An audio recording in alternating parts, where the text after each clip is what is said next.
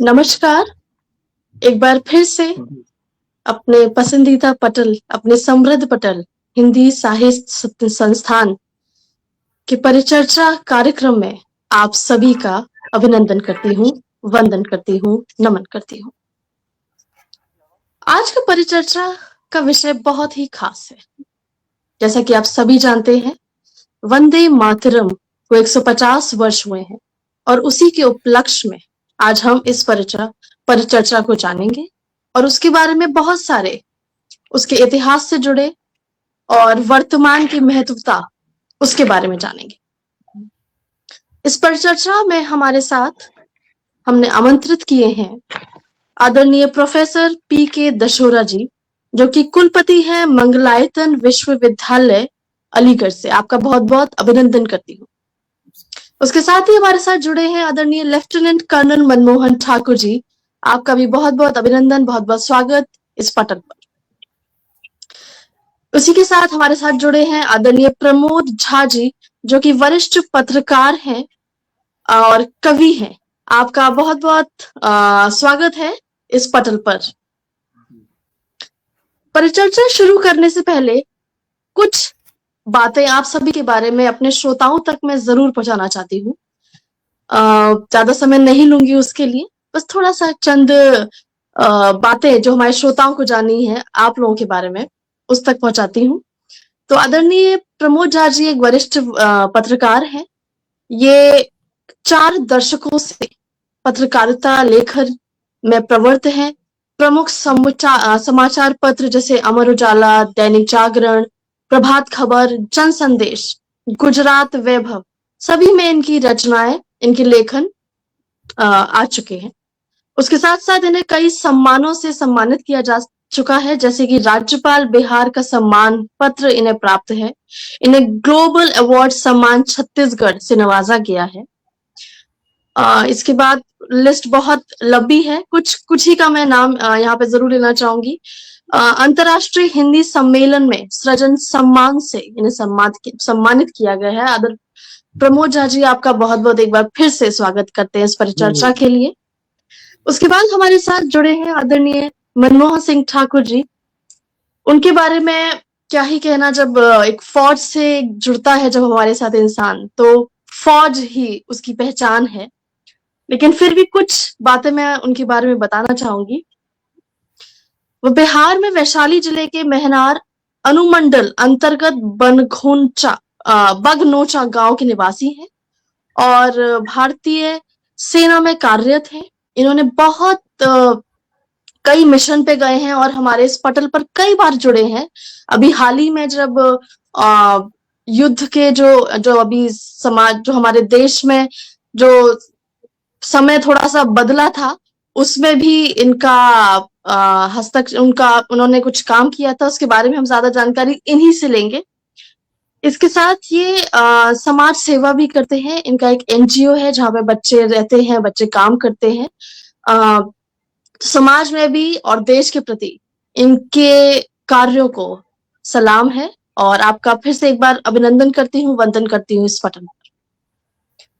उसके बाद आते हैं पी.के. दशोरा जी के पास। इनका भी बहुत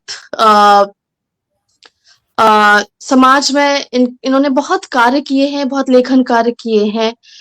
कुछ कामों की जो लिस्ट बड़ी लंबी है, मैं इनके बारे में पढ़ रही थी।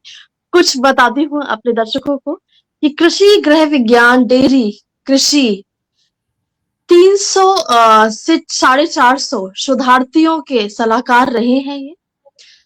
इससे ही आपको पता चल जाता है कि कितने ज्ञान के सागर के साथ आज हम जुड़े हुए हैं। ये विभिन्न राष्ट्रीय और अंतर्राष्ट्रीय पुरस्कारों से सम्मानित हो चुके हैं, गौरवान्वित हो चुके हैं और अनेक विश्वविद्यालयों में प्रबंध मंडल, अकादमिक परिषद एवं चयन नीति के सदस्य रहे हैं। आप सभी का एक बार फिर से इस परिचर्चा के लिए बहुत बहुत स्वागत करती हूँ और शुरू करते हैं इस बातचीत को। वंदे मातरम। वंदे मातरम भारतीय संस्कृति, गौरव और स्वतंत्रता के प्रतीक के रूप में हमेशा जीवित रहेगा। यह गीत जो हमारे राष्ट्रीय आंदोलन का अभिन्न हिस्सा है और हमेशा रहेगा। ये गीत ही नहीं, ये एक भावना है, ये एक जज्बा है, ये हमारे देश के हर एक नागरिक को जोड़ता है, ये एक हमारी पहचान है। ये गीत भारतीय मातृभूमि की स्तुति में लिखा गया था और इसमें न केवल देशभक्ति की भावना व्यक्त की थी, बल्कि भारत के हर नागरिक के दिल में स्वतंत्रता, एकता और अखंडता का जोश भरा था। आज जब हम वंदे मातरम का 150वां वर्ष मना रहे हैं, यह हमारे इतिहास और हमारे संघर्षों की कहानी बताता है। ये गीत हमारे लिए एक धरोहर है जो भारतीय समाज की विविधता और एकता प्रेम का संदेश देता है। इस परिचर्चा में आज हम बहुत कुछ जानेंगे और मैं कोशिश करूंगी कि वंदे मातरम की जहां से शुरुआत हुई थी और आज के समय और इसके भविष्य में भी इसके क्या महत्व होगा, उसके बारे में हम थोड़ा बहुत कुछ जान सकें। तो सबसे पहले मैं चलती हूँ आदरणीय मनमोहन ठाकुर सर की तरफ और ये शुरुआत करते हैं। पहले तो अगर थोड़ी पृष्ठभूमि अगर आप बता सके राष्ट्र इस गीत के बारे में तो बहुत अच्छा होगा। आदरणीय मनमोहन ठाकुर जी, आपका स्वागत है।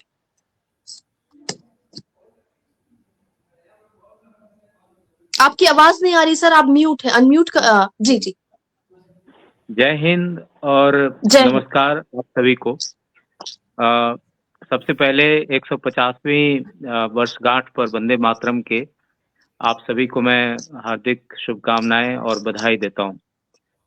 अगर हम अपने आप को भारत के इतिहास में ले जाएं 150 वर्ष पूर्व 1875 में सभी लोग अपना ध्यान अगर लेकर के जाएं तो ये वो दौर था जब 1857 का जो सिपाही विद्रोह हुआ था उसके बाद एक अस्त व्यस्त सा माहौल था और अंग्रेजों को ऐसा लग गया था कि अब ये भारतीय इकट्ठे हो रहे हैं और हमारे खिलाफ कुछ न कुछ इस तरह का करते रहेंगे। जो उनकी जो औद्योगिक नीति थी, जो एक कॉलोनियल रूल को लेकर के आए थे, कॉलोनियल माइंडसेट से आए थे। पहले तो व्यापार करने आए, उसके बाद हमारी कमजोरियों को उन्होंने पढ़ा और उसके बाद धीरे धीरे उन्होंने अपना व्यापार को बढ़ाते हुए हमारे नेचुरल रिसोर्सेज को एक्सप्लॉइट करते हुए और धीरे धीरे पूरे हिंदुस्तान पर उन्होंने कब्जा कर लिया, अपना कॉलोनियल रूल उन्होंने एस्टैब्लिश किया। और 1757 से ही हमारी जो उनके प्रति जो पहली स्वतंत्रता संग्राम माना जाता है 1757 से स्टार्ट हो गया था उनके खिलाफ।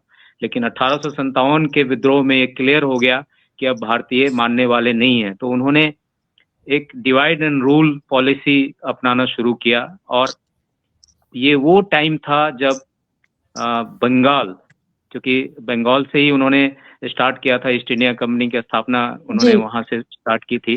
तो ये बंगाल एक ऐसी जगह बन गया जहां पर उनके खिलाफ जो कुछ भी थोड़ी बहुत पृष्ठभूमि तैयार हो रही थी, अंग्रेजों की नजर वहां पर थी। आप याद कीजिए, और बंकिम चंद्र चटर्जी भी वहीं के रहने वाले हैं जी। तो ये वो समय था जब भारतीयों को इकट्ठा करने की जरूरत थी और जितने भी राष्ट्र कवि थे या जो भी लेखक थे, जो भी रचनाकार थे, वो इस तरह से लोगों की भावनाओं को देश के प्रति एकजुट करना, देश भावना की चीजें पैदा करना। और उस समय जो इंडियन नेशनल कांग्रेस, थोड़े दिन के बाद उसकी भी स्थापना हुई। तो अगर आप देखें तो ये वो समय था जब इस तरह की कविताओं के, इस तरह की रचनाओं की जरूरत थी जो पूरे देश को एक सूत्र में बांध सके और अंग्रेजों के प्रति एकजुट करके, अंग्रेजों के विरुद्ध एकजुट होकर खड़ा करें। ये वो इतिहास है वंदे मातरम का। तो एक ऐसा शब्द, एक ऐसी पंक्ति, एक ऐसा गीत बनाया गया, चुना गया जो एक जैसे हमारे नसों में खून दौड़ता है और हम जीवित रहते हैं, उस तरह से हमारे देश के धड़कन में एक खून की तरह ये दौड़ने लगा। और उसका परिणाम हमें ये देखने को मिला कि उसके लगभग 100 बरस बाद 1947 में, 75 बरस बाद 1947 में हमारा देश आजाद हुआ। और उसके लगभग 77 साल बाद हम लोग आज 78 साल बाद हम लोग इस चीज को याद कर रहे हैं। भारत सरकार को भी मैं बधाई देता हूं कि जिस तरह से पार्लियामेंट में और सब जगह वंदे मातरम को याद किया जा रहा है। I think this is a matter of great pride for all of us and हमें बिल्कुल। हमारा दायित्व है कि हम उस भावना को जागृत रखें जो विविधता में एकता का संदेश हमें दिया गया है इस गीत के माध्यम से भी, और जो हमारी जो खूबी है पूरे विश्व में, जो हम विश्व गुरु के रूप में अभी पहचाने जाने लगे हैं, इन्हीं वजहों से जाने लगे हैं। जब हमारा देश अलग अलग जाति संप्रदाय इन सब में शुरू से ही बटा हुआ रहा है, तो उस टाइम पर ये लोग बोलते थे कि ये भारत कभी एक हो ही नहीं सकता है, क्योंकि ये अलग अलग धर्म, अलग अलग जाति, इस पे बटा हुआ समाज है ये। लेकिन वही जी। हमारी ताकत बन गई, ये हमने विश्व को करके दिखाया है। क्या बात। अभी मैं ज्यादा टाइम नहीं लूंगा, लेकिन एक चीज ये बोलूंगा कि 75-77 साल बाद भी आजादी के और इस गीत की रचना के 150 बरस बाद भी हम आखिरी पावदान के लोगों को ऊपर नहीं ला पाए हैं। ये हमारे लिए एक चिंता की बात होनी चाहिए। एक तरफ संसद में वंदे मातरम का जय घोष हो रहा था, दूसरी तरफ इंडिगो फ्लाइट का क्राइसिस और देश में अलग अलग सांप्रदायिक घटनाएं ये सब जो हो रही है, SIR को लेकर के जो विभिन्नताएं चल रही हैं हमारे देश में, इन सब पर भी नियंत्रण करने की जरूरत है। क्योंकि हमारा जो आखिरी आदमी है, जो सबसे पिछली पंक्ति में खड़ा है, वो अभी भी आस लगाए बैठा हुआ है। अगर उससे आप पूछें तो वो उनको कुछ पता नहीं है कि आजादी से हमें एक्चुअल में फायदा क्या हुआ, अंग्रेज थे तो हमारा कितना फायदा हो रहा था, नुकसान होता, अभी क्या हुआ है। तो हम सब के लिए एक चिंता की बात है, हम अपने समाज के बारे में सोचें। और उसी का उदाहरण है जो आपने अभी थोड़ी देर पहले कहा मेरे बारे में। मैंने अपने गांव में सरोज सेवा संस्थान अपनी माताजी के नाम से जो खोला है, मैं आखिरी पंक्ति के लोगों को आगे लाने में कोशिश कर रहा हूँ। कल भी हमारा एक विद्यार्थी भारतीय सेना में लेफ्टिनेंट बना है, इंडियन मिलिट्री एकेडमी देहरादून से पास आउट हुआ है। बहुत बहुत बधाई। तो इस तरह से बहुत सारे सामान्य परिवार के बच्चों को मैं आगे लेकर के आता हूँ, उनको ट्रेन करता हूँ, उनको लाता हूँ। तो जो भी छोटी सी मेरी हैसियत है, उसका मैं इस्तेमाल समाज को ऊपर पैदान चलाने की कोशिश कर रहा हूँ। और सबसे श्रोताओं से अनुरोध है कि आप सभी सक्षम हैं, तभी आप अभी हम लोग गूगल मीट पे जो भी इस पे हम लोग जुड़े हुए हैं, let us go back to our village root and give back to the society. Specially कुलपति साहब से भी मेरा यही निवेदन रहेगा। और जो झा साहब है, आपको पता होना चाहिए कि ये झा साहब जो है ये हम मेरी ही कास्ट के हैं। ये मेरी वाइफ झा है, मेरे मामा जी झा हैं। तो मुझे अच्छा लगा इनको देख करके यहाँ पे। The Indian Army doesn't believe in caste, religion, everything, but I am surprised to see him कि इस दुनिया में कितनी, हमारा देश इतना बड़ा है, लेकिन कैसे हम लोग एक पटल पे मिलते हैं और अपने लोगों से भी हमारी मुलाकात हो जाती है। So with this once again I want to congratulate the nation for celebrating 150th anniversary of Vande Mataram. और वंदे मातरम का एक पॉजिटिव जो ऊर्जा है, एनर्जी है, पूरे देश में दौड़ते रहना चाहिए। हर आदमी इसकी रक्षा करने के लिए तत्पर रहना चाहिए, मेहनत करना चाहिए, और तभी हमारा देश 2047 तक विश्व गुरु बन पाएगा। जी जी बिल्कुल जी बिल्कुल, दोबारा आऊंगी मैं आपके पास। और बहुत अच्छी बातें करी, और सच में ये एक गर्व की बात है कि हम उस समय में जी रहे हैं जो ये हम आज महोत्सव मना सके। तो उसके लिए, और ये हर देश के नागरिक के लिए बहुत बड़ी बात होनी चाहिए। आजकल के समय में खास करके बहुत सारी चीजें जो हम जान नहीं पाए हैं या जानना चाहते नहीं हैं, और हमेशा उलझनों में उलझे रहते हैं। लेकिन एक बात इतिहास, मैं ऐसा मानती हूँ कि हमेशा इतिहास के पन्नों को पलट के देखना चाहिए कि क्या क्या संघर्षों की जो कहानियां वहां पे हैं, उन्होंने क्या क्या किया है, जिन लोगों की वजह से आज हम यहाँ बैठे हैं, उनके बारे में जानना, उनके बारे में उनको याद करना भी उतना ही जरूरी है। तो इसी पर चर्चा को लेके आगे बढ़ती हूँ और आती हूँ मैं आदरणीय प्रमोद झा की तरफ। और आपसे सर पूछना चाहूंगी मैं कि वंदे मातरम की भारतीय स्वतंत्रता संग्राम में महत्व क्या था, इसका उत्तर जानूंगी अभी मैं। लेकिन एक बार हमारे साथ हमारे जो श्रोतागण जुड़ चुके हैं, अपना समय निकाल के अपना प्रेम दिखा रहे हैं, उनको जरा मैं एक बार उनका स्वागत कर लेती हूँ। हमारे साथ आदरणीय मंजू श्रीवास्तव जी जुड़ चुकी हैं, आपका बहुत बहुत स्वागत करती हूँ। आदरणीय कवि गणपत लाल उदय जी जुड़ चुके हैं, आपका बहुत बहुत अभिनंदन करते हैं। आदरणीय पुष्पलता तनेजा जी जुड़ चुकी हैं। आदरणीय प्रवीण कुमार चौहान जी जुड़ चुके हैं, आपका बहुत बहुत स्वागत है। आदरणीय संजय पोद्दार जी जुड़ चुके हैं, बहुत बहुत स्वागत है। और एक बात मैं कहना चाहूंगी, आज का प्रोग्राम विशेषतया ज्यादा से ज्यादा शेयर करें, ज्यादा से ज्यादा लोग सुने, ज्यादा से ज्यादा जाने। आदरणीय अलका वशिष्ठ जी जुड़ चुकी है हमारे साथ, आदरणीय बीना अवस्थी जी जुड़ चुकी हैं, आप सभी का। आदरणीय ममता जी जुड़ चुकी हैं। आप सभी का बहुत बहुत स्वागत है और आज हम जानेंगे देश के उन कुछ पन्नों को पलट के देखेंगे और उनके बारे में जानेंगे। तो आदरणीय प्रमोद झा सर जी, मैं आपके पास दोबारा आती हूँ और आपसे उत्तर चाहती हूँ कि वंदे मातरम का क्या महत्व था उस समय, स्वतंत्रता संग्राम के समय। जी, आदरणीय ठाकुर जी ने जो झलकियां पेश की है, विचार झलकियां ही कह सकता हूं मैं, बहुत बढ़िया, जी। बहुत सराहनीय। और इन्होंने जो है ना कम शब्दों में इतने अच्छा इनकी अहमियत बताई वंदे मातरम की। ये जो दौर था, आपने जो लेकर 77 में आपने ये कहा कि हम लोग उपस्थित हैं, वंदे मातरम की प्रासंगिकता बनी हुई है भारतीय स्वतंत्रता आंदोलन में। जैसा कि ठाकुर जी ने 1857 का जिक्र किया, बहुत बढ़िया।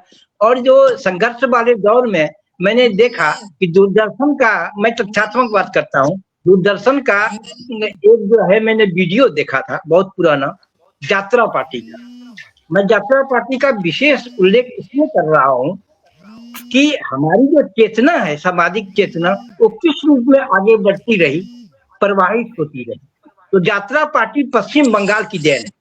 यात्रा पार्टी में ये होता कि थिएटर के लोग नाटक दर बदर होके करते थे, लोग सामूहिक दिखते थे, चेतना फैलाते थे। तो जानते हैं उस यात्रा पार्टी में वंदे मातरम गाया जाता था। मैंने वीडियो देखा तो मैं बड़ा चकित हुआ। और जैसा कि वो पश्चिम बंगाल के एक और विद्वान थे, उनका नाम मैं बता रहा हूँ, उन्होंने एक लेख लिखा था जो है, उसके बाद उनका नाम अक्षय कुछ था, अक्षय अक्षय चंद्र सरकार जी। उन्होंने उस जमाने में एक अखबार में लेख लिखा वंदे मातरम पर। उन्होंने लिखा कि ये राष्ट्रीय चेतना को जागृत करने वाला है। यात्रा पार्टी ने जो संदेश दिया तो दिया। और उन्होंने लिखा कि भारत की 10 दिशाएं, 10 महाविद्याएं, प्रथम 2 दिशाएं काली और तारा की रही। पश्चिम बंगाल से ये चीज पैदा हुई। तो पश्चिम बंगाल की जो पृष्ठभूमि है, इसका मैं जिक्र कर रहा हूं कि काली और तारा की रही। जब आर्य दस्यु विवाद उस जमाने में कभी हुआ जी,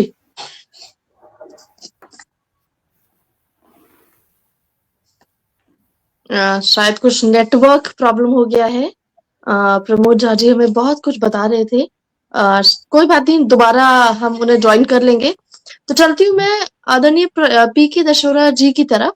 और चूंकि ये यूनिवर्सिटी में है, आज के जो समाज, आज के बच्चों से जुड़े हुए हैं, उसी से जुड़ता और उसी से संबंधित थोड़ा सा मेरा सवाल है इनसे कि जो वंदे मातरम का जो उद्घोष है, उसको आपके अनुसार भारतीय समाज ने किस प्रकार प्रभावित किया है, इस बारे में जरा हमें बताएं। बहुत सुंदर प्रश्न है नेहा जी आपका। बहुत बहुत आभार। मैं झा साहब को और मनमोहन जी को नमस्कार करता हुआ सभी दर्शकों को भी नमस्कार कर रहा हूं। जी, एक विशेष बात मैं आपसे कहना चाहता हूं कि वंदे मातरम शब्द का अर्थ तो हम पहले जाने। बिल्कुल आपने संस्कृति से बिल्कुल जोड़ने की बिल्कुल। बात की है तो मुझे तैत्तिरीय उपनिषद ध्यान में आ रहा है, जिसमें मातृ देवो भव कहा है। और जब मातृ देवो भव है तो मातृ का अर्थ केवल हमें जन्म देने वाली माता नहीं होता है। ये भारत माता भी माता है, इसके विस्तार में नहीं बिल्कुल जाऊंगा मैं। और जब भारत माता माता है तो वो देवता के समान है। और मुझे बचपन की एक गुनगुनाने वाली कविता याद आ गई है। मेरी मातृभूमि मंदिर है, श्वेत हिमालय स्वर्ग बना है, शिव का तांडव बल अपना है, गंगा यमुना और सरस्वती कलकल छलछल नदियां बहती है, मेरी मातृभूमि मंदिर है। और उस मंदिर के अंदर जो मूर्ति स्थापित है वो भारत माता की है।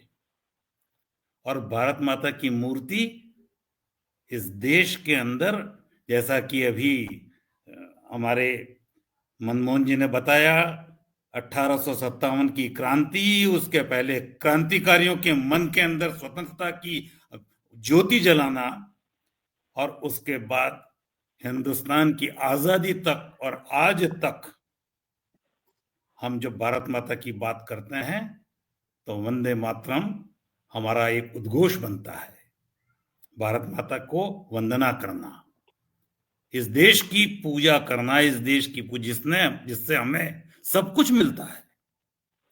आज हम स्वतंत्र होकर के जब गर्व के साथ इस दुनिया में जी रहे हैं, तो हमें उन क्रांतिकारियों को नहीं भूलना चाहिए जिन्होंने वंदे मातरम का उद्घोष लेकर के हमें स्वतंत्रता दिलाई। और आज इसके ऊपर राजनीति करते हुए इसके किसी मत पंथ संप्रदाय के लोग इसको अपने धर्म के विरुद्ध मानते हैं, अपने पंथ के विरुद्ध मानते हैं, तो मैं जी ईश्वर से प्रार्थना करूंगा, उनके ईश्वर से भी प्रार्थना करूंगा, हालांकि ईश्वर सबका एक है, कि सद्बुद्धि दे।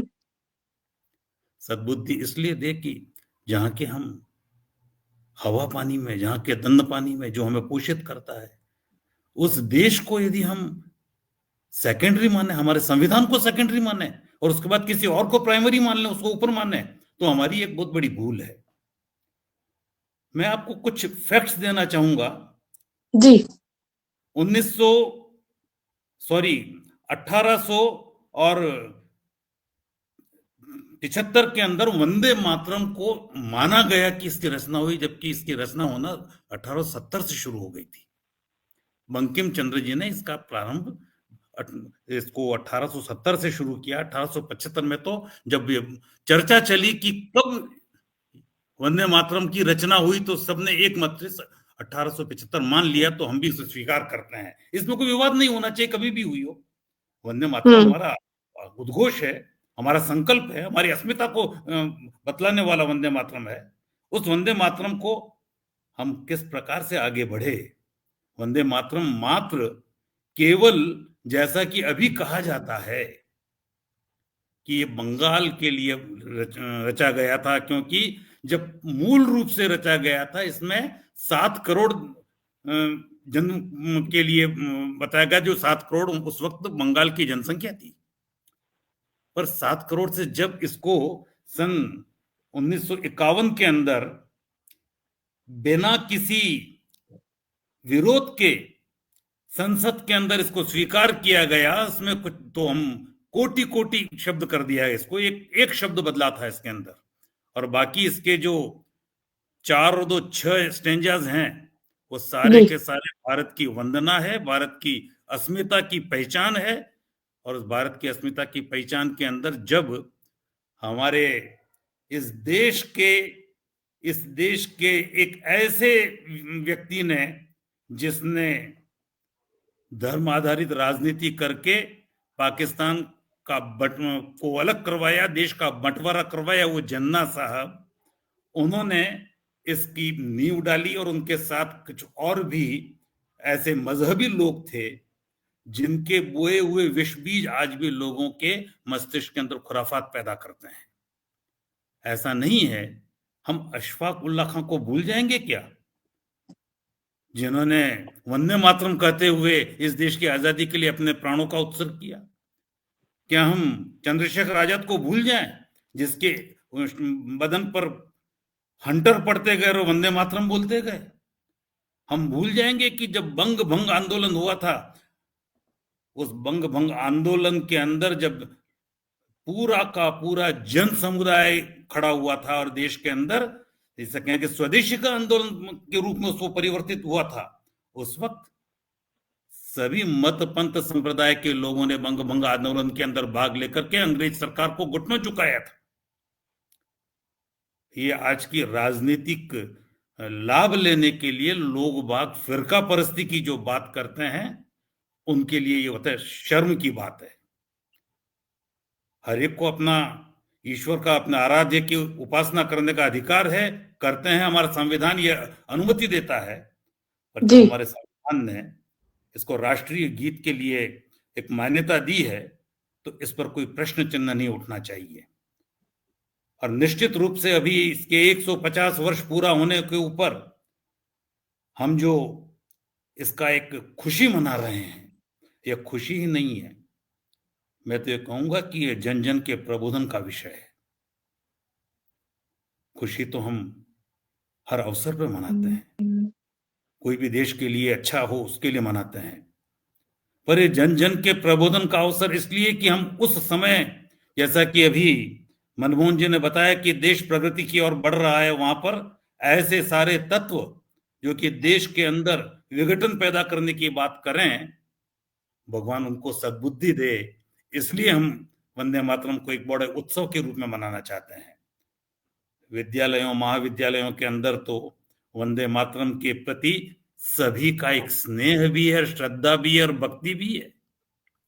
और यदि कोई बाह्य तत्व जो राजनीतिक लाभ के लिए गुमराह करना चाहते हैं, तो इस देश का प्रबुद्ध वर्ग, इस देश का जागृत समाज उनको गुमराह नहीं होने देगा। वंदे मातरम बंकिम चंद्र चटर्जी ने जब आनंद मठ के अंदर इसको लिखा, तो उसके पहले या उसके साथ साथ हमारे रविंद्रनाथ टैगोर ने इसको संगीत दिया था। रविंद्रनाथ टैगोर ने इसे गाया भी था। मैडम भीकाजी कामा ने जब बर्लिन के अंदर अपना राष्ट्रीय ध्वज फहराया था, उस पर वंदे मातरम लिखा हुआ था। तो वंदे मातरम कोई एक ऐसा शब्द नहीं है जो कि बाद में बना हो या किसी ने बाद में गढ़ा हो। मैंने तो उपनिषद से बताया इसको। हम माता की वंदना तब से करते हैं, और भारत माता हमारी माता है। और जब भारत माता हमारी माता है और हम उसके लिए, हमारे पूर्वजों ने, ये पूरी पीढ़ी ने अपने प्राणों का उत्सर्ग किया है इस देश की स्वतंत्रता के लिए, इस भारत माता के वंदन के लिए, इस भारत माता को स्थापित करने के लिए, इसकी अस्मिता के लिए, इसके गौरव के लिए, इसकी सनातन संस्कृति को बनाए रखने के लिए। तो वंदे मातरम हमारे जीवन का उद्घोष मंत्र है, ये हमारे जीवन की प्रेरणा है। इस प्रेरणा को लेकर के हमें समाज को प्रबोधित करना है। और यदि हम इसमें फेल रहते हैं तो आने वाली पीढ़ी हमें माफ नहीं करेगी, क्योंकि आज की पीढ़ी सजग है। वो इन राजनीतिक फिरका परस्तों के दबाव में नहीं आती है, अपना स्वतंत्र विचार रखती है। और आज भी वे वर्ग जो कि वंदे मातरम को बोलने में जिन्हें शर्म आती है, क्या उनको अपनी माता को प्रणाम करने में शर्म आती है? बिल्कुल सही बात। भारत माता तो उनकी माता की भी, जिसको भारत माता मानती है, जी। माता को प्रणाम करने में, माता का वंदन करने में किसी को शर्म आनी नहीं चाहिए। और कोई भी ईश्वर, चाहे किसी भी फॉर्म में कोई उसकी वंदना अर्चना प्रार्थना करता हो, वह इसको मनाही नहीं करता है, कहीं मनाही नहीं करता है। और ना तो ये बुत परस्ती की बात है, ना ही ये कहीं ऐसी बातें किसी भी मत पंत्र संप्रदाय के सिद्धांतों के विपरीत है। वंदे मातरम हमारा ध्येय वाक्य है, हमारा जीवन का बिल्कुल सही बात। दशहरा जी, मैं आपको क्षमा चाहती हूँ, थोड़ा रोकना चाहूंगी, क्योंकि हमारे पास कुछ सवाल आए हैं, मैं उन्हें भी लेना चाहूंगी पटल पर, और जो लोग नए जुड़े हैं उनका भी जरूर स्वागत करना चाहूंगी। फिर मैं आऊंगी डॉक्टर मनमोहन जी ठाकुर की तरफ, लेकिन पहले नाम लेती हूँ। हमारे साथ जुड़ चुकी है अल्काश वशिष्ठ जी, आपका बहुत बहुत स्वागत करती हूँ। उसके बाद जुड़ चुकी है हमारे साथ आदरणीय रितंबरा सिंह जी, जो बताती है कि कॉपी के पीछे, हर कॉपी के पीछे वंदे मातरम अगर लिखा हुआ है, वो बता रही है, तो बच्चों को याद करने में बड़ी आसानी हो जाती है। और जैसा आप भी बता रहे थे कि विद्यालयों में वंदे मातरम गीत के पीछे बड़ी कहानी जैसी है कि पूरा नहीं गाते, कुछ स्टैंजा सा गाते हैं, वही याद रहते हैं बच्चों को। और आजकल के स्कूल, जैसे मैं भी शिक्षिका रही हूँ, तो अभी मैं कुछ समय जब बच्चों से पढ़ा रही थी, तो मुझे बहुत ही अचंभा हुआ था कि उन्हें वो गीत बिल्कुल भी याद नहीं है। और वो मुझे बता रहे थे, क्योंकि बड़े बच्चे थे, एमएड और बीएड के बच्चे थे वो, तो वो मुझे बता रहे थे कि स्कूल में उन्हें नहीं पढ़ा, ये उन्होंने स्कूल में कभी नहीं गाया। और जिस स्कूल से मैं आती हूँ, वहाँ रोज की रोज ये राष्ट्रगान, राष्ट्रगीत, ऐसे बहुत सारे गीत, देशभक्ति के गीत गाए जाते थे। तो आज के समय में ये मुझे बड़ी चिंताजनक बात लगी थी कि जो एमएड और बीएड का बच्चा है, जो बच्चा काफी बड़ा है, उसे अभी तक ना राष्ट्रगीत के बारे में जानकारी है, ना राष्ट्रगान के बारे में जानकारी है। तो कुछ चीजें हैं जो हमारे एजुकेशन सिस्टम से भी संबंधित है, और वहीं से अगर थोड़ी सी बदलाव वहां आ जाए तो मुझे लगता है वो भी बहुत जरूरी है। आदरणीय बसंत श्रीवास्तव जी जुड़ चुके हैं हमारे साथ, आपका बहुत बहुत स्वागत करती हूँ। आदरणीय सरस्वती जी जोशी जुड़ चुकी हैं, आदरणीय निरुपमा सिंह जी जुड़ चुकी हैं, आपका बहुत बहुत स्वागत करती हूँ और बहुत सही और बहुत सुंदर जानकारी मिल रही है। चूंकि मनमोहन ठाकुर जी आप साहित्य से भी थोड़े जुड़े हैं, तो मैं एक प्रश्न आपसे जरूर पूछना चाहूंगी कि वंदे मातरम का रचनात्मक संदर्भ क्या था और उसका क्या महत्व था? महज एक गीत था, और अगर महज एक गीत नहीं था, जैसे आपने बताया कि रगों में खून की तरह दौड़ रहा है, आज भी अगर हम राष्ट्रगान और राष्ट्रगीत के बारे में जब बात करते हैं तो एक अलग ही ऊर्जा आती है, एक अलग भावना आ जाती है। हजारों लोग भी खड़े हों और अगर वो एक ऐसा गीत गा रहे हैं, देश का गीत गा रहे हैं, तो वो सब एक साथ जुड़ जाते हैं। ये मुझे लगता है एक पिरो देता है सब, हम सबको। और ये हमारी पहचान, अगर भारत की पहचान एक ग्लोबल अरीना में अगर मैं कहूँ, तो वो हमारी पहचान बन के जगमगाती है।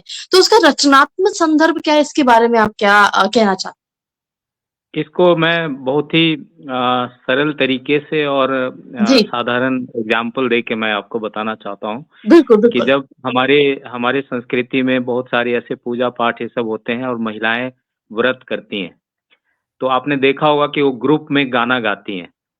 आपने हम्म कभी सोचा कि उस गाने का क्या वैल्यू है?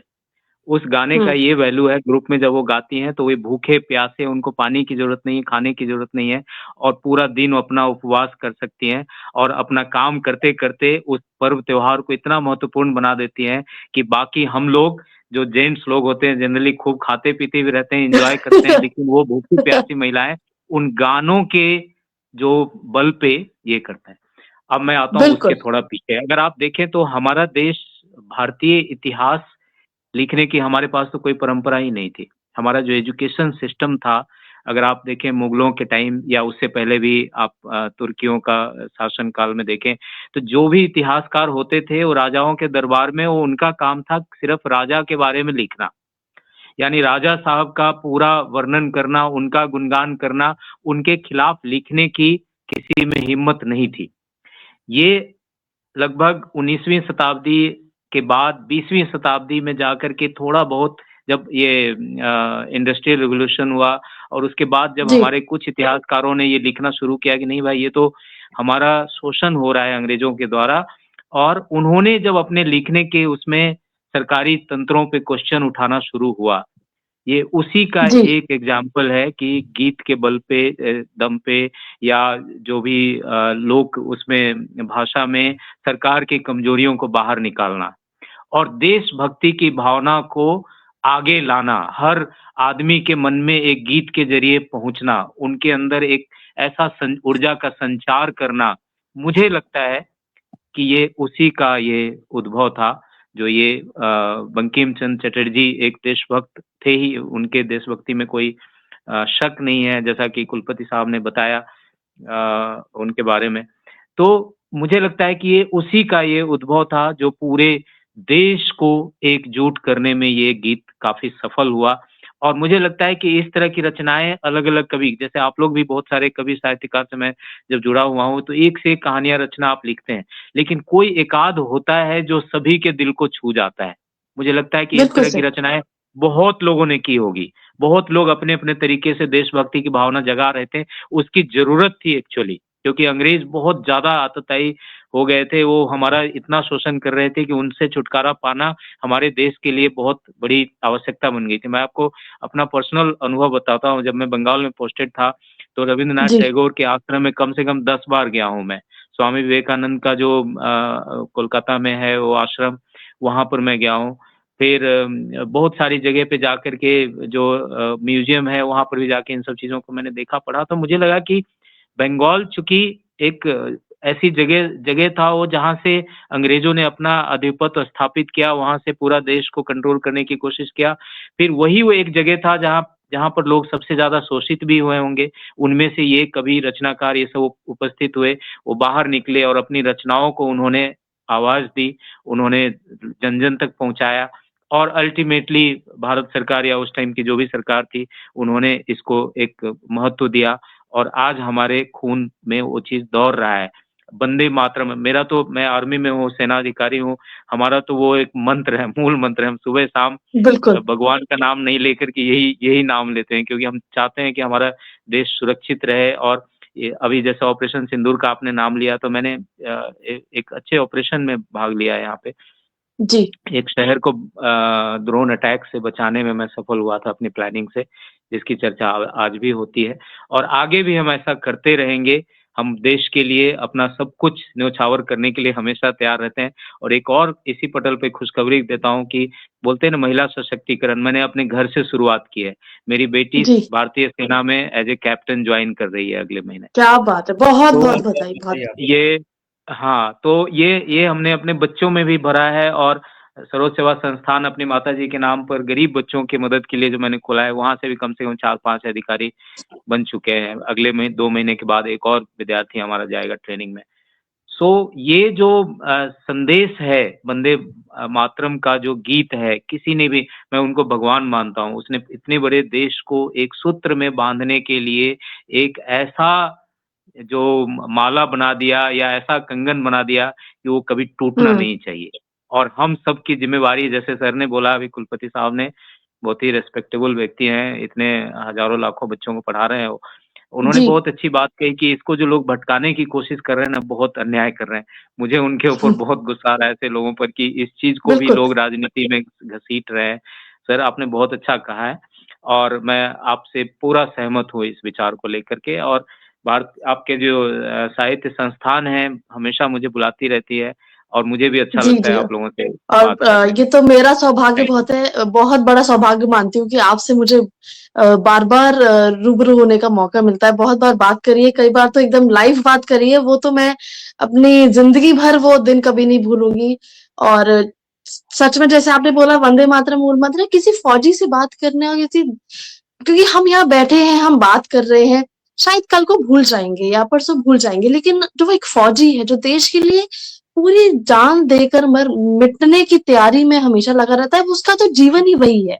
वो कभी एक सेकंड ये को भी नहीं भूलता। जैसे शायद हम अपने ये काम को अ, जी यही यही मेरी बेटी, मैं आपको बीच में रोक रहा हूँ, 8 मई जी जी को मेरी बेटी का जन्मदिन था और मैं हाँ, यस ऑपरेशन यस। सिंदूर में ड्रोन जी गिरा रहा जी था, आपसे जुड़ा भी था। जी जी जी, आप जुड़े थे, मैं बिल्कुल बिल्कुल बिल्कुल। ड्रोन को गन से गिरा रहा था और उस उधर दिल्ली में मेरी बेटी अपने, मेरी वाइफ के साथ बर्थडे का। वो केक काट रही थी बच्चों के साथ, रिश्तेदारों के साथ, जी, और मैं मुझे वहां नहीं मुझे पहुंच मुझे पाया था, मेरी बिल्कुल छुट्टी अच्छे से, कैंसिल हो गई थी। और आपको याद होगा वो दिन, मैंने उस दिन जी भी आपसे बिल्कुल जुड़ा था, बिल्कुल। वो ऑपरेशन के दिन मैं बीच में कभी नहीं जुड़ा। भूल पाऊंगी। जी, बहुत बहुत क्योंकि ये तो हमारे लिए बहुत बड़ी बात है। मतलब मुझ जैसे मुझे मेरे लिए बहुत ही बड़ी बात है कि आपसे बात करती हूँ और आप जैसे बहुत सारे लोगों से के बीच में बात करती हूँ और बहुत सारी चीजें जानती हूँ। तो चलिए इस यात्रा को, इस परिचर्चा को आगे बढ़ाते हैं। और आपकी बात जो दशोरा सर ने जो बोली भी है और आपने उसको सहमत भी किया है, उसी से जुड़ता एक सवाल पूछूंगी मैं दशोरा सर से कि वंदे मातरम को लेकर बच्चों के साथ भी, बच्चों को भी मैं इसमें भागीदारी लूंगी, उनको भी मैं इंक्लूड करके ये प्रश्न पूछ रही हूँ। और ये हम देखते हैं कई बार वंदे मातरम को लेके बड़ी विभिन्न वर्गों में विभिन्न प्रकार का दृष्टिकोण है। और जबकि एक भारतीय नागरिक हो के मैं सोचती हूँ कि ये दृष्टिकोण अलग अलग होना नहीं चाहिए। क्या वजह हो सकती है? तो और मुझे सच में समझ में नहीं आता ये क्यों वजह। अगर कल को हम किसी भी राष्ट्रीय सिंबल, अगर हम किसी की बात करें, झंडे की बात करें, राष्ट्रगान की बात करें, राष्ट्रगीत की बात करें, तो अलग अलग दृष्टिकोण है। मैं ये जानना चाहती हूँ वो दृष्टिकोण आपके अनुसार अलग क्यों है? और क्या आपने अपने यूनिवर्सिटी में इतने समय, इतने बड़े लंबे अंतराल में, इतने बड़े काल में आपने कुछ ऐसा महसूस किया है, कुछ ऐसा सामना किया जब आपको लगा कि किसी को समझाने की जरूरत है कि ये देश की बात है, ये एक वर्ग की बात नहीं, ये एक धर्म की बात नहीं, ये एक समुदाय की बात नहीं, ये हमारे एक देश की बात है, तो ये सब में समान होनी चाहिए। इसके बारे में आदरणीय दशोरा जी आप क्या कहेंगे? मेरा तो बहुत स्पष्ट अनुभव है, बहुत जिसे कहें कि अच्छा अनुभव है इस मामले में, जीवन भर जी शिक्षा के क्षेत्र में निकाला है। मैं आपके संज्ञान में लाना चाहूंगा कि युवा पीढ़ी, देश का नागरिक, ना तो वंदे मातरम का विरोध करता है, ना ही उसकी देशभक्ति में मुझे कोई संशय है। मात्र जो कुछ भी है, फिरका परस्त लोग अपने राजनीतिक हित को साधने के लिए एक विघटन वाली सोच रखते हुए समाज को बांटने का जो कुत्सित षड्यंत्र रचते हैं, उनके लिए ये एक साधन के रूप में काम में लेते हैं और वे सदैव विफल रहे हैं इसमें। यह बात आप देखिए कि 1930 में अंग्रेजों ने इस बात को रियलाइज किया कि देश को अगर राज करना है या तो बांटो, इनमें धर्म के आधार पर बांटो। और 1937 में मुस्लिम लीग की स्थापना हुई, उन्होंने इसको साधन लिया। लोग भूल जाते हैं कि जब बंग बंग के आंदोलन चल रहे थे तब अब्दुल रसूल ने एक रैली निकाली थी। क्या वो इस्लाम के प्रवर्तक या इस्लाम में विश्वास रखने वाले नहीं थे क्या? सवाल यह है कि जब व्यक्ति को अपना छोटा स्वार्थ सामने आता है तो वो जनता को बरगलाने की कोशिश करता है। हमारे देश का नागरिक न तो भटकता है और आवश्यकता पड़ने पर समय पर मुखर भी होता है और एक स्वर से वंदे मातरम बोलता भी है, और भारत माता के लिए अपने प्राणों का उत्सर्ग करने के लिए हर व्यक्ति तैयार है। फिरका परस्त हमेशा हारेंगे। बिल्कुल बिल्कुल सहमत करती हूँ मैं इन बातों को। और कभी कभी मुझे भी बड़ा भारतीय नागरिक होने के तौर पे मुझे ये चीजें बड़ी परेशान करती हैं कि एक देश में रहने वाला नागरिक एक ऐसी चीज के लिए अपना अलग मत कैसे हो सकता है। सबका अपना अपना ओपिनियन है, ये हमने अपने बचपन से सुना है, लेकिन कुछ चीजों के लिए जब देश की बात आती है तो सबके अपने अलग अलग ओपिनियन मुझे लगता है कि नहीं हो सकते, वो एक ही होता है। अगर वंदे मातरम को हमें ये हमारा रगों में बसना चाहिए, ये एक अलग ऊर्जा देता है, तो ये सबके लिए होता है, ये देश की बात है, ये मेरी आपकी या घर में अलग अलग बैठे लोगों की बात नहीं है। चलती हूँ मैं आदरणीय ठाकुर जी की तरफ एक बार फिर से एक सवाल लेके। उससे पहले मैं फिर जो हमारे साथ पटल से लगातार जुड़े हुए हैं इस परिचर्चा में और आप सभी को साधुवाद कर रहे हैं और बहुत बेहतरीन परिचर्चा चल रही है, बहुत सारी जानकारी उन लोगों को मिल रही है और पूरे समय हमारे साथ बने हुए उनका भी अभिनंदन करती हूँ। आदरणीय प्रकाश चंद्र पराशर जी हमारे साथ जुड़ चुके हैं, आदरणीय अलका वशिष्ठ जी जुड़ चुकी हैं हमारे साथ और सबको बहुत साधुवाद दे रही हैं और कह रही हैं कि बहुत अच्छी जानकारी।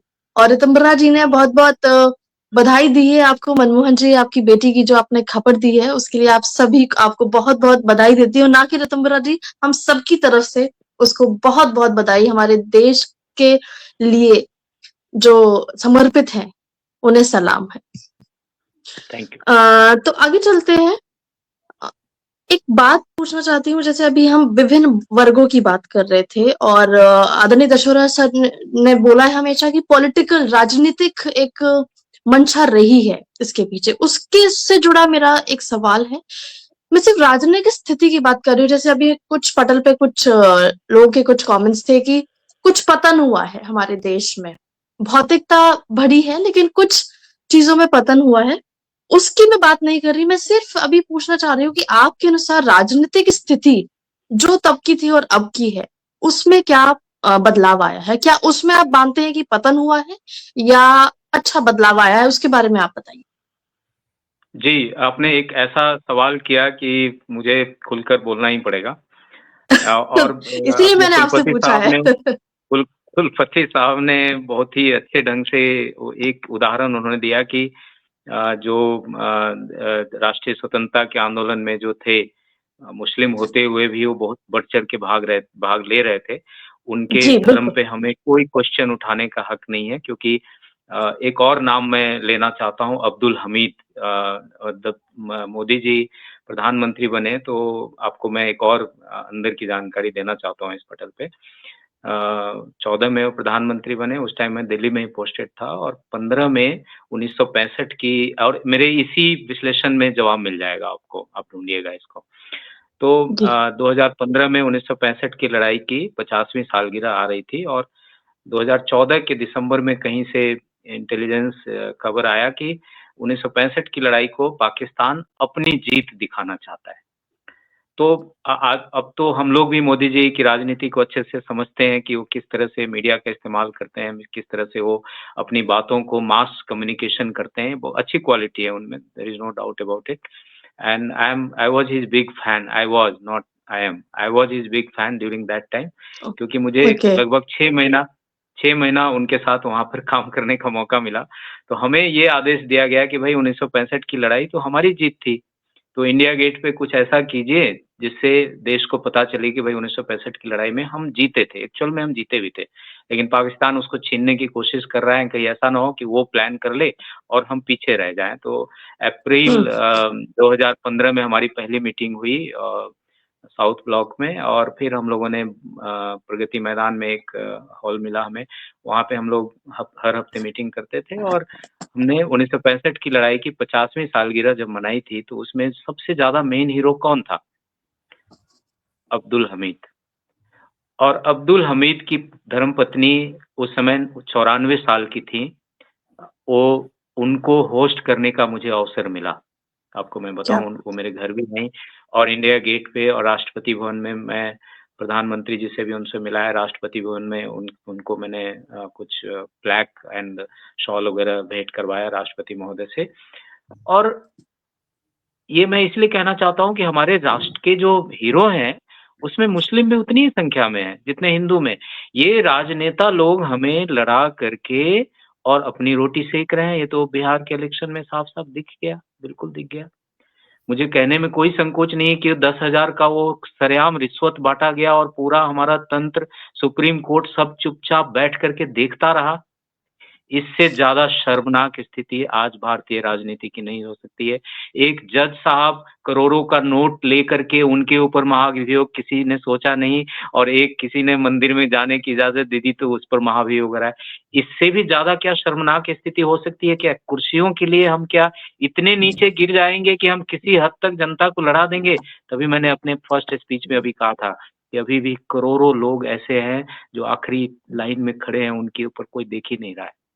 हमें आपको देखने की जरूरत है। मैं बड़े बड़े मंच से मैं बोलता रहता हूं कि अब राजनेताओं के ऊपर समाज की प्रगति को मत छोड़िए। ये मेरा और आपका काम है।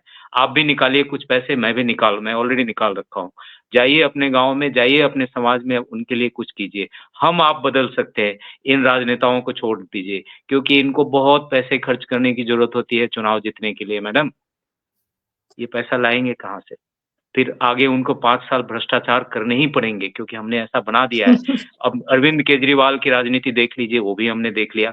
अरविंद केजरीवाल के रास्ते पर मोदी जी भी चल पड़े, वो भी हमने देख लिया। उन्होंने भी वही किया, फ्रीबीज, ये वो टैक्टिस, जो रेबरी बोलते थे, अभी रेबरी वो भी कर रहे हैं। तो उनके पहले 5 साल में मैं उनका भक्त होता था, उनके नाम, उनके फोटो लगा के मैं बहुत खुश होता था, लेकिन दूसरे में उनकी पोल खुल गई मेरे आंखों में।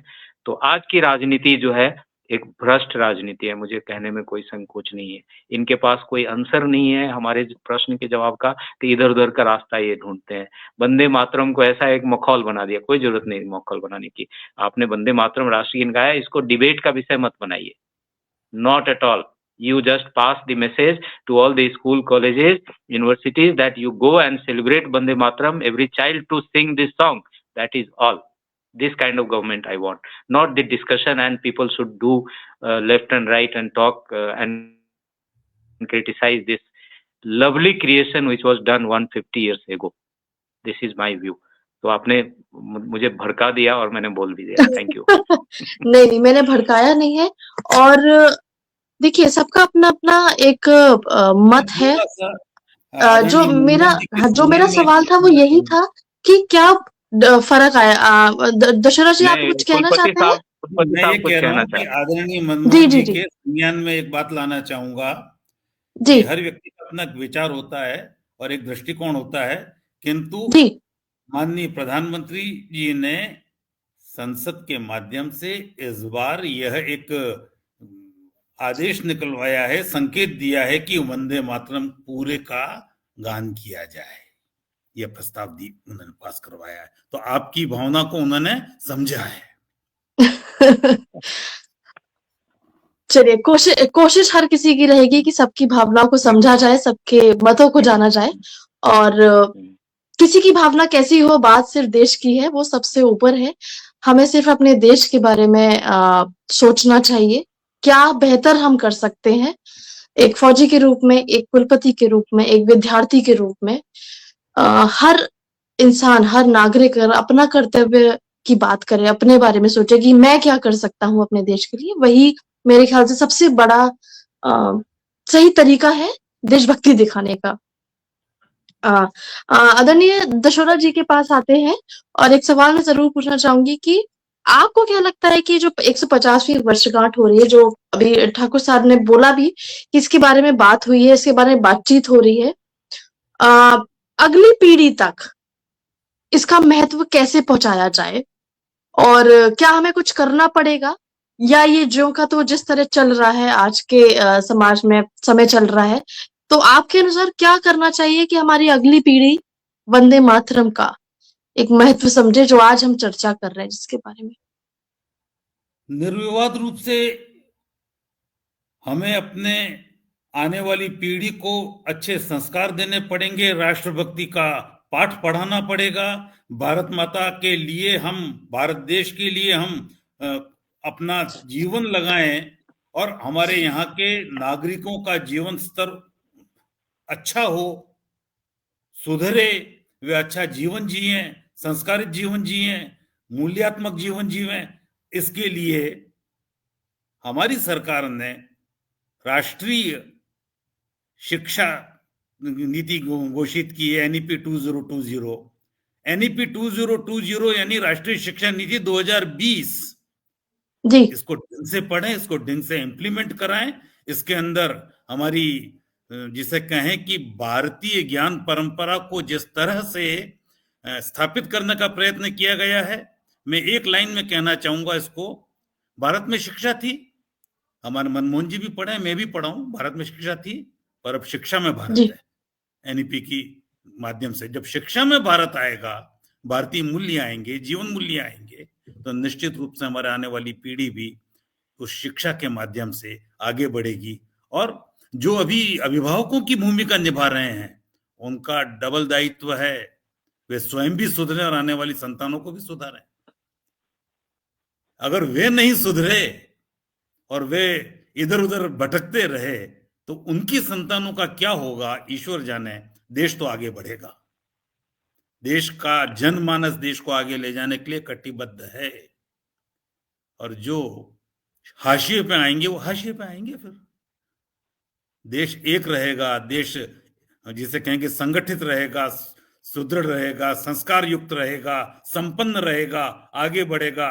और जो हमारा सपना है, हम विश्व गुरु बनेंगे 2047 तक, हम एक समृद्ध भारत बनेंगे, हम एक उन्नत भारत बनेंगे, और उसके लिए हम सबको मिलकर के आगे बढ़ना है। चाहे वो किशोर हो, चाहे वो शिशु हो, उसको भी संस्कार वैसे देने पड़ेंगे, चाहे युवा हो, प्रौढ़ हो, वृद्ध हो, सबको एक दिशा में सोचना पड़ेगा और फिरका परस्ती छोड़नी पड़ेगी। राष्ट्र देवो भव, जब तक ये संकल्प उनके मन में नहीं जगाएंगे, और ये संकल्प जगाने का काम शिक्षित वर्ग का है, मीडिया का है, सोशल वर्कर्स का है, आपका है, मेरा है, अपन सभी का है। बिल्कुल, बिल्कुल सही बात कही है। और इसी से जुड़ता हुआ सवाल एक मैं आप दोनों से पूछना चाहूंगी, मनमोहन जी से मैं एज अ पेरेंट पूछना चाहूंगी, और दशहरा जी आपसे एज अ टीचर, शिक्षक पूछना चाहूंगी कि जैसे आपने बोला कि हमारा दायित्वों की बात हो रही है, तो हमेशा जब शिक्षा और अभिभावकों, जैसे आपने भी बोला कि ये उनकी भी एक जिम्मेदारी है, मैं पूछना चाहूंगी कितना, अगर मैं रेशियो में पूछूं अगर आप दोनों से, तो कितना महत्व आपका शिक्षा प्रणाली का है और कितना अभिभावकों का है? क्योंकि कभी कभी मैंने ऐसे देखा है और सुना भी है कई बार कि एक दूसरे का जो ब्लेम गेम है ये बड़ा चलता रहता है, पेरेंट्स टीचर्स को बोलते रहते हैं और टीचर्स पेरेंट्स के ऊपर एक जिम्मेदारी देते हैं। तो अगर आप रेशियो में बता पाए या किसी भी तरह बता पाए कि कितना किसका महत्व है, या 50-50 महत्व है कि अगर मुझे वंदे मातरम में सिखाना है तो मैं घर में सिखाना चाहिए एज अ माता पिता, या मैं स्कूल में सिखाऊं एज अ टीचर, शिक्षा प्रणाली से जुड़ा हुआ, उसके बारे में आप जरा बताएं। जी, आप मुझसे सवाल पूछनी तो मैं जी जवाब जी हाँ, देता हूँ एज अ इसका। पेरेंट। जी जी जी हाँ जी। हाँ, तो जैसे 24 घंटे में ज्यादा से ज्यादा 8 घंटा हम स्कूल में देते हैं, 16 घंटा बच्चा पेरेंट्स के साथ रहता है, यानी 2/3 जिम्मेवारी अभिभावक पेरेंट्स की है और एक तिहाई स्कूल की, अगर टाइमिंग के हिसाब से देखा जाए जी, जी, क्योंकि जी। हाँ, वो इतने टाइम वो ऑब्जर्वेशन में रहता है। अभी ठीक है। मैंने चूंकि मैं गांव से भी जुड़ा हुआ हूँ, जाता रहता हूँ अपनी सोसाइटी की वजह से, मैंने एक चीज जी। कमजोरी क्या देखा है कि अच्छे हुँ, अच्छे फैमिली के बच्चे अच्छे कोचिंग इंस्टीट्यूट, अच्छे यूनिवर्सिटी में दाखिला ले लेते हैं, कोचिंग में भेज हुँ, देते हैं बच्चे के। और छोटे बच्चों से आजकल मैं देख रहा हूँ कि पहली दूसरी क्लास से ही बच्चे ट्यूशन कोचिंग ये सब में लगा दिए जाते हैं। और हुँ, उन हुँ, माता पिता से जब मैं पूछता हूँ कि ये बच्चे जो अभी खेल के रहे हैं आपको पढ़ाई के टाइम में वो, तो वो क्या बोलते हैं कि उसको मैंने ट्यूशन लगा दिया है, अब वो पढ़ लेगा। यानी माँ बाप ये सोचते हैं कि उसको अगर ट्यूशन लगा दिया, कोचिंग लगा दिया और अच्छे स्कूल में दाखिला दे दिया तो उसका भविष्य बन जाएगा। घर में अपना टाइम वो मोबाइल में बिता रहा है या दोस्तों के साथ बिता रहा है, इसकी जिम्मेवारी माँ बिल्कुल बाप सही। नहीं लेते हैं। जो पीटीएम में जब उनको लताड़ा जाता है तो वो फिर सॉरी फिगर लेकर के वहाँ बैठते हैं कि भाई आप तो स्कूल में, हमने तो आपको फीस जी, दे जी। दिया, आप क्यों नहीं पढ़ा रहे। मुझे लगता है कि अभिभावक की जिम्मेवारी ज्यादा है, क्योंकि उन्हें पता अच्छा। है अपने बच्चे का बेसिक कैरेक्टर, जन्म से लेकर के वो ज़्यादा अपने माँ-बाप के साथ रहा है। टीचर तो एक हुँ, लिमिटेड पीरियड के लिए उस क्लास में मिले हैं, फिर वो क्लास जंप करेगा तो फिर दूसरा टीचर मिलेगा। अभिभावकों की ज़िम्मेवारी है, टीचर्स की ज़िम्मेवारी है उनको गाइड करना, रास्ता दिखाना, पढ़ने का तरीका सीखना। वो कैसे पढ़ेगा हुँ, अपने घर में, वो ज़िम्मेवारी अभिभावक की है।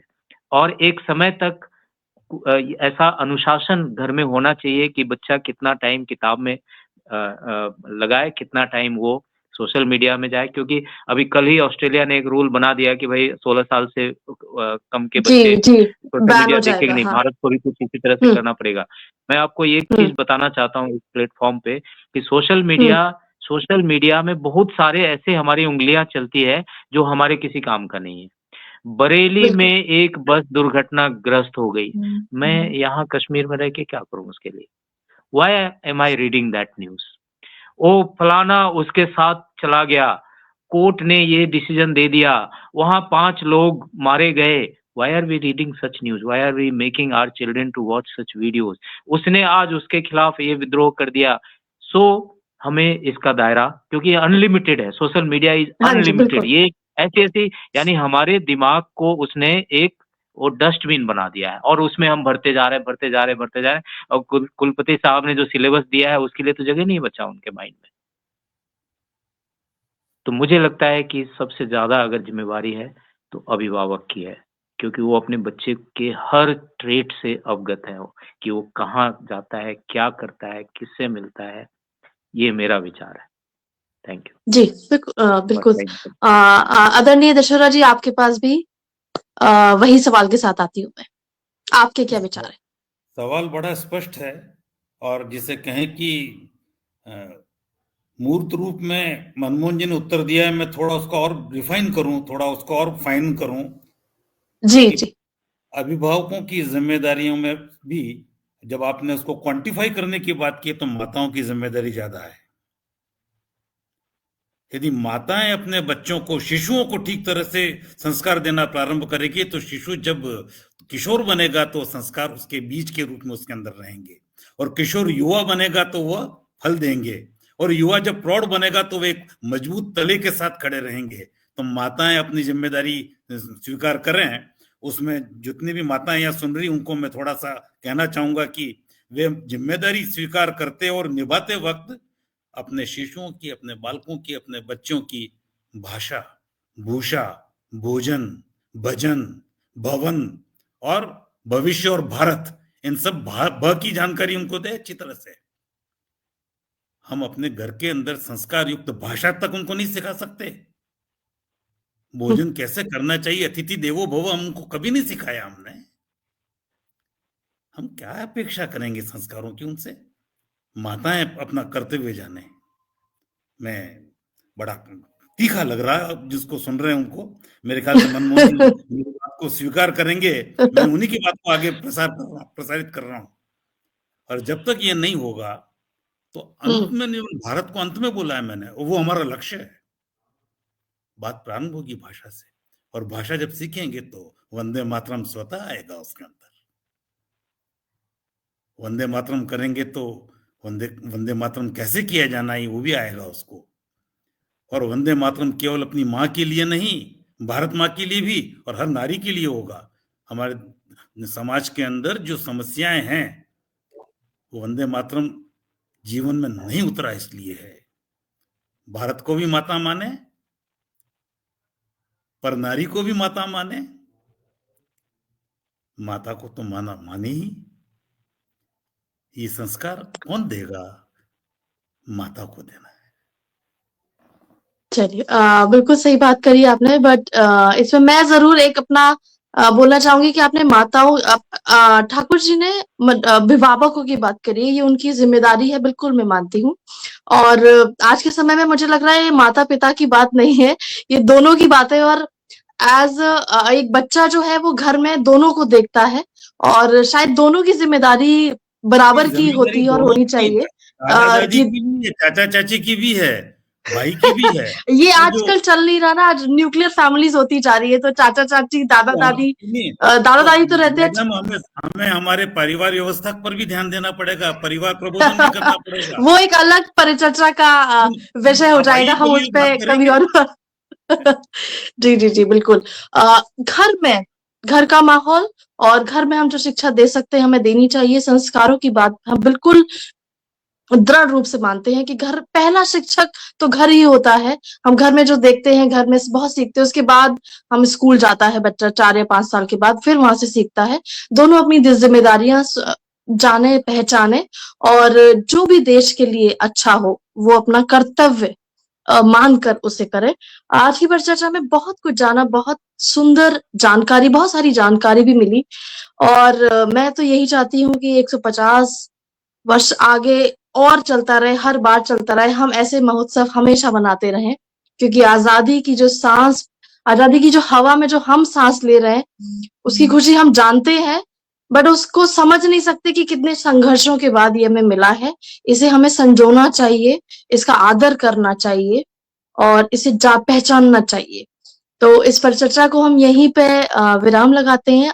आपका आदरणीय मनमोहन सर का, आदरणीय परमिंदर सर का बहुत बहुत अभिनंदन करती हूँ एक बार फिर से इस पटल पर जुड़ने के लिए और बहुत अच्छी जानकारी हमें देने के लिए, और इस परिचर्चा पे 4 चांद लगाने के लिए, क्योंकि ये विषय ऐसा था। और बहुत बहुत अभिनंदन, आपका स्वागत, अभिनंदन करती हूँ, साधुवाद देती हूँ कि अपने भावों को जिस प्रकार से खुलेपन से व्यक्त किया है आप दोनों ने इस पटल पर, उसके लिए बहुत बहुत साधुवाद। साथ ही उन श्रोताओं को साधुवाद देना चाहूंगी जो हमारे साथ लगातार जुड़े हुए हैं। आखिरी में मैं कुछ नाम जरूर लेना चाहूंगी। डॉक्टर विनीता सिंह सानी जुड़ चुकी थी हमारे साथ, आदरणीय संगीता चौहान जुड़ चुकी हैं, आदरणीय एकता वाजपेयी जी जुड़ चुकी हैं, आदरणीय देवेंद्र सिंह जुड़ चुके हैं, आप सब, डॉक्टर सूर्य प्रकाश मिश्रा जी जुड़ चुके हैं। आप सभी का बहुत बहुत अभिनंदन करती हूँ कि आप सब हमारे साथ पूरे कार्यक्रम में जुड़े रहे हैं, अपना प्रेम दिखाया है, राष्ट्र प्रेम भी दिखाया है आज। और अगले हफ्ते फिर से एक नए विषय के साथ परिचर्चा में मिलेंगे इसी पटल पर। इस परिचर्चा को जरूर सुने, जरूर ज्यादा से ज्यादा लोगों तक पहुंचाएं, मेरी विनती है आप सभी से। और अगले हफ्ते नए विषय के साथ, नए लोगों के साथ, नई जानकारी के साथ मिलेंगे। जय हिंद, शुभ रात्रि। धन्यवाद, शुभ रात्रि। धन्यवाद, शुभ रात्रि।